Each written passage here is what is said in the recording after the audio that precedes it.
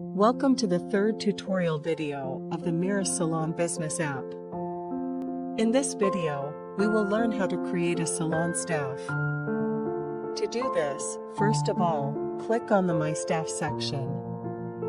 As soon as we click here, we will see the option of Create New above.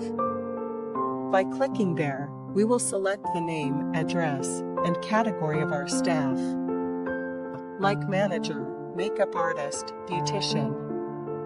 Whatever we select, after that we write their mobile number.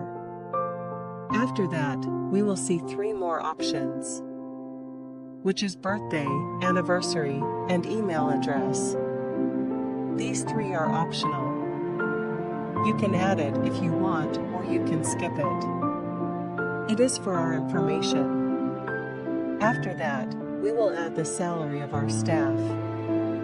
Then, our commission. If you have any extra commission, like after getting a salary in a service, some extra or some commission in the product, if there is 10% on the product, then write 10. If you do not have such commission basis, then write 0 and add it there. In this way, you can create all your staff one by one. If you want to change something, you can click on their name and change it.